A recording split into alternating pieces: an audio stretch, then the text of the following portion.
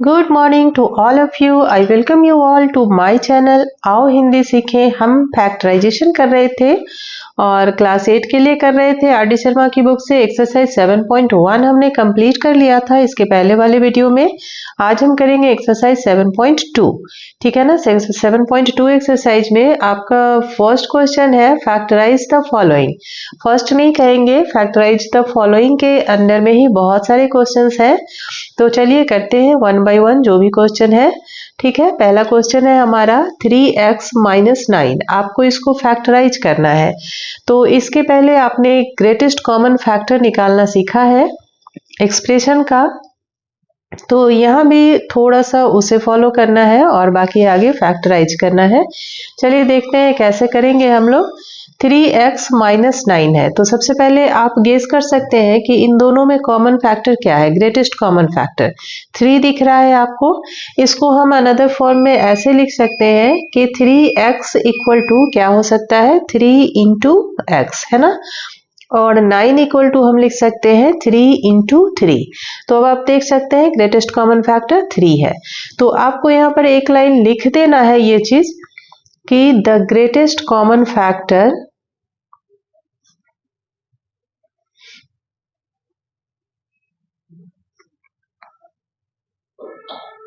= 3, ठीक है। अब आप लिखेंगे 3x - 9 = क्या हम लिख सकते हैं 3 × x - 3 × 3। तो कॉमन फैक्टर आप निकाल लीजिए 3 और x - 3 ब्रैकेट में छोड़ दीजिए। बस ये है आपका आंसर, यानी फैक्टराइजेशन। आपने इसे फैक्टराइज कर दिया, ठीक है। चलिए नेक्स्ट क्वेश्चन की तरफ चलते हैं। नेक्स्ट भी हमारा सेम क्वेश्चन है, फैक्टराइज करना है आपको। 5x = आप लिख सकते हैं 5x = 5 × x हो जाएगा, और 15x² आप लिख सकते हैं 5 × 3 3 × x × x, है ना। तो अब आप देखिए कि ग्रेटेस्ट कॉमन फैक्टर क्या है, 5 है यहाँ पे भी 5 है, x भी है और x भी है। तो हम क्या करेंगे 5x को कॉमन ले लेंगे, और जो बचा ब्रैकेट में क्या बचेगा, इधर 1 बचेगा। सॉरी, यहाँ पे हमें लिखना पड़ेगा पहले 5x - 15 5x - 15x² = 5x ले लिया, और इधर क्या बचा आपके पास, 5 चला गया, x चला गया, 3x - 3x, ये आपका आंसर हो गया, ठीक है। आपको कॉमन लेना है, ग्रेटेस्ट कॉमन फैक्टर निकाल के उसे कॉमन ले लेना है, और बाकी जो बचा उसे ब्रैकेट में डाल देना है। बस यही है फैक्टराइजेशन, ठीक है ना। चलिए नेक्स्ट क्वेश्चन की तरफ चलते हैं। यहाँ पर थोड़ा सा बड़ा पावर है, आप इसको अलग अलग बाइफरकेट नहीं कर सकते, तो हम क्या करेंगे, थोड़ा सा आपको गेस करना पड़ेगा यहाँ पर कि यहाँ 20 है और यहाँ 15 है, ठीक है। तो हम 20 को क्या लिख सकते हैं, चलिए 20a⁻12 और b² हम लिख सकते हैं। चूंकि हमें दिख रहा है साफ साफ कि 5 के मल्टीपल्स हैं दोनों, तो हम यहाँ पे 5 × 4 लिख देते हैं, और a8 यहाँ दिख रहा है और यहाँ ये a12 है, तो हम a8 के ही फॉर्म में अगर ले आए तो हमारे लिए इजी हो जाएगा। तो a8 कर दिया एक, और फिर अभी 4 पावर और हमें देना पड़ेगा, तभी ये 12 हो पाएगा। तो हमने a4 दे दिया, और फिर इंटू b² रख लेते हैं ऐसे ही, ठीक है।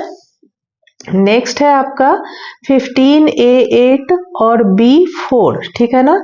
तो यहाँ पे हम कर सकते हैं 5 × 3, 15 हो गया आपके पास, और अब a8 तो ऑलरेडी है यहाँ पर, तो a8 ही रहने दीजिए, इसे ब्रेक करने की जरूरत नहीं है। और यहाँ b4 है, चूंकि यहाँ पर b² है, तो हमें b² के फॉर्म में ले आए तो अच्छा रहेगा। तो b² × b² हम कर लेते हैं, क्लियर। तो अब आपका आंसर क्या बनेगा, 20a⁻12 b² - 15a8 b⁴ = यानी अब हम फैक्टराइज कर रहे हैं, तो ग्रेटेस्ट कॉमन फैक्टर हमारे पास 5 है और 5 है, इसे बाहर रख लीजिए, 5 हो गया। उसके बाद a8 यहाँ भी है, यहाँ भी है, तो हम a8 ले लेंगे, और फिर बी स्क्वायर है और बी स्क्वायर है, तो बी स्क्वायर भी हम बाहर कर लेते हैं ब्रैकेट से बाहर। और उसके बाद हम ब्रैकेट में क्या लिखेंगे, जो हमारा बचा हुआ है यहाँ पर 4 और a4 बचा है, तो 4a⁴ कर लीजिए। और इधर आपका बचा है 3 और बी स्क्वायर, और माइनस का साइन है यहाँ, तो माइनस साइन के साथ ही हम लिख लेंगे 3b²। ये आपका आंसर है, मतलब आपने इसको फैक्टराइज किया है। 5a⁸ b² और ब्रैकेट में है 4a⁴ माइनस 3b²। क्लियर। चलिए नेक्स्ट क्वेश्चन देखते हैं। नेक्स्ट क्वेश्चन में आपका 72 है और 96 है। तो हमें अभी तो दिख रहा है कि ये 12 के टेबल में दोनों आते हैं, 12 का मल्टीपल है ना। तो 12 6 72 और 12 8 96, लेकिन फिर 6 और 8 में भी एक कॉमन फैक्टर निकल के आएगा 2। तो हम क्यों नहीं ऐसे कर ले, 72x⁶ y7 इक्वल टू हम लिख सकते हैं 12 इंटू 2 इंटू 3, है ना। 2 3 जा 6 और 6 12 जा 72। क्लियर है। उसके बाद x6 हम लिख लेते हैं, x6, और फिर y के लिए हमें, चूंकि यहाँ पर y6 है तो हम y6 लिख लेते हैं और एक y को अलग कर देते हैं, तो ये y7 हो गया। आपको पता है मल्टीप्लिकेशन में अगर बेस सेम होता है तो पावर्स ऐड हो जाते हैं, तो यहाँ पे 6 और +1 y⁴ हो जाएगा, जो कि यहाँ पर है। और x6 हमने वैसे ही लिखा है, सेम टू सेम। चलिए आते हैं दूसरे टर्म पे। दूसरा टर्म है 96x⁴ y⁴ तो अभी इसे क्या लिख सकते हैं हम, 12 लिख सकते हैं इंटू 2 इंटू 4। अब देखिए 4 2 जा 8 एंड 8 12 जा 96 हो जाएगा, इंटू x⁴ है तो हम x⁴ कर लेते हैं और एक x को अलग कर लेते हैं। क्लियर है। और उसके बाद हमारे पास है y⁴ इसे अलग करने की जरूरत नहीं है, क्योंकि y6 यहाँ भी है और अभी हमने बाइफरकेट किया तो यहाँ भी है। ठीक है ना, दोनों में कॉमन है। अब देख लीजिए हमारे पास क्या क्या कॉमन है, उसे हम ब्रैकेट से बाहर कॉमन ले लेंगे और बाकी को ब्रैकेट के अंदर रख देंगे। बस यही है हमारा फैक्टराइजेशन। y6 हमने लिख लिया, इक्वल टू में 12 और 2 12 और 2 यानी कि 24 हम कॉमन ले सकते हैं।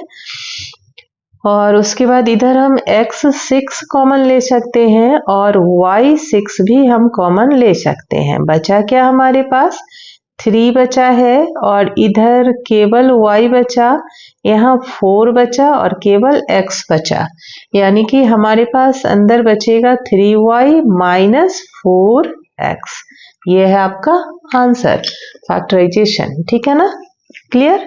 चलिए एक और क्वेश्चन लिया है हमने। वैसे तो इसी सेक्शन में बहुत सारे क्वेश्चंस हैं, लेकिन इस वीडियो में केवल 5 क्वेश्चंस हम सॉल्व करेंगे, बाकी नेक्स्ट वीडियो में करेंगे। अभी यहाँ पर हमारे पास 3 टर्म्स है, ठीक है ना, तो हम तीनों टर्म्स को अलग अलग ब्रेक करेंगे। ठीक है, तो यहाँ पे देखिए 20x³ इक्वल टू क्या हो जाएगा। पहले तो आप देख लीजिए कि ये सारे किसके मल्टीपल्स हैं, 20 के ही हैं। 20 के टेबल में 40 भी आ जाएगा, 80 भी आ जाएगा, तो हम 20 के ही फॉर्म में ले लेते हैं। तो इधर हो जाएगा 20 into x into x into x। हमने क्यों x इंटू x किया, क्योंकि हमारे पास स्मॉलेस्ट पावर x का 1 है यहाँ पर, जो सारे में कॉमन होगा, तो हमने कॉमन पावर को ही ले लिया है, मतलब कॉमन पावर के फॉर्म में ले लिया ताकि हमें इजी हो बाद में। अभी यहाँ देख लीजिए फिर से 40x² को हम क्या लिख सकते हैं, 20 इंटू 2 लिख सकते हैं और इंटू x इंटू x। ठीक है, चलिए यहाँ भी x के फॉर्म में ले लिया हमने। अब हम 80x को कर लेते हैं, 80x क्या हो जाएगा, 20 इंटू 4 इंटू x। क्लियर है। अब देखिए सारे में 20 20 20 कॉमन है, x x और x कॉमन है। इसके अलावा और यहाँ पे 2 2 तो कॉमन हो सकता है लेकिन इसमें नहीं है कॉमन, और फिर इधर x x कॉमन है बट इसमें अब नहीं है।